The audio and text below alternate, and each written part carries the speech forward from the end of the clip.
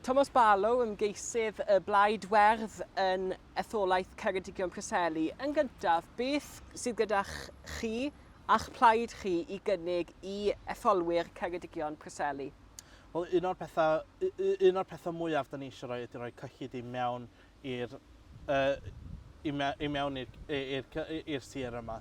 Da chi weld dros y 14 blynedd dwytha yma hefo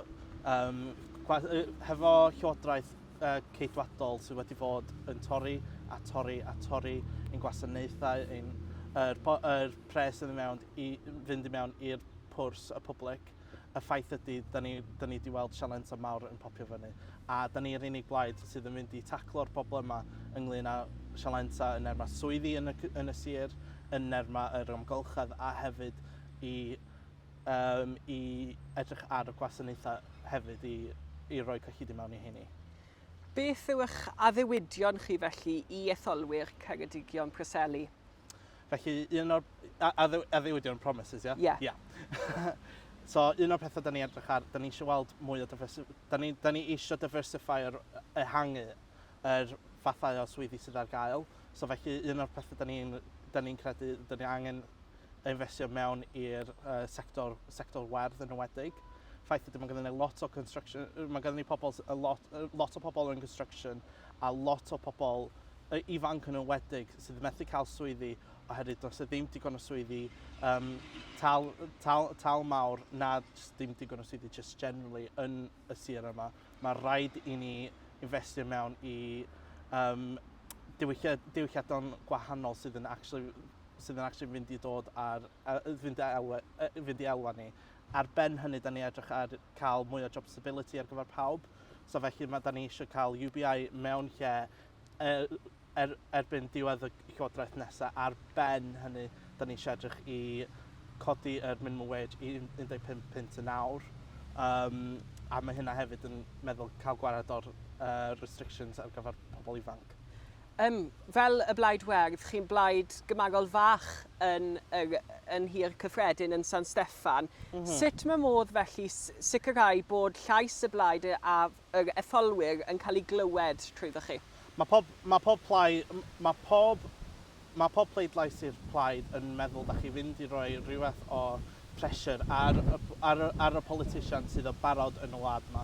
Y ffaith ydy, da ni'n weld yr werddion yn actually codi yn seddi fatha Waveney Valley, mewn seddi fatha North Herefordshire, mewn llefydd fatha Bristol Central hefyd, ac yn lot o llefydd eraill, da ni'n predictio gwneud yn lot well, a da ni yn codi fel ffors yn British politics. Mae hyd yn oed un bleidlais yn mynd i wneud llwythi o gwahaniaeth i helpu ni hyd yn oed yn y Parliament i wneud lot mwy ar gyfer ar gyfer pawb yn y wlad yma.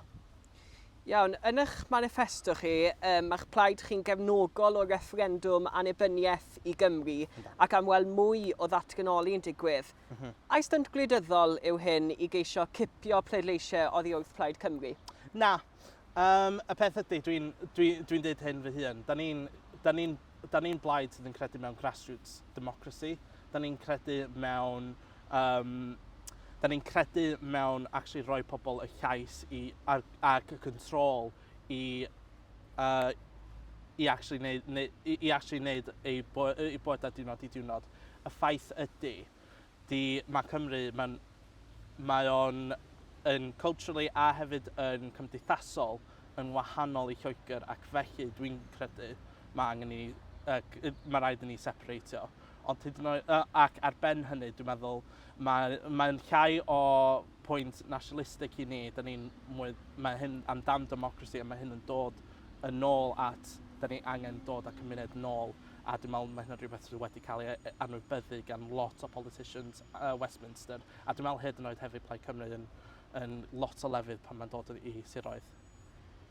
Pwynt mawr arall yn eich manifesto chi yw'r treth i'r cyfoethog i filiynwyr a biliynwyr, gan godi 1% o dreth ar eiddo dros 10 miliwn a 2% dros biliwn.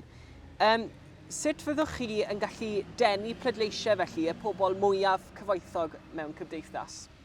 Dwi'n meddwl y ffaith ydy fod y pobl mwyaf cyfoethog yma, so hyd yn oed os ydych chi'n edrych ar pobl sydd efo assets o 10 miliwn, a hyd yn oed y pobl sydd efo assets o dros biliwn, maen nhw'n actually y pobl mae yna lot o llai o pobl sydd hefo'r assets yna na be dyn ni'n feddwl. A felly mae'n bwynt lle dyn ni'n dweud reit, hyd yn oed os ydych chi'n rhywun sydd yn cyfoethog iawn, mae yna cyfrifoldeb sydd angen digwydd, a mae hi'n bwysig dwi'n meddwl i emphasisio i ni anyway, fel hyd yn oed os ydych chi'n cyfoethog neu os ydych chi'n dlawd, os ydych chi hefo mwy o bres, dylech chi talu mwy mewn i'r system, a dyna beth sydd eich ddim ar goll, dyna pam mae'n mor anheg, dwi'n meddwl, yn y system treth, a dyna pam dyn ni eisiau, Tomos Barlow, diolch yn fawr. Diolch yn fawr iawn.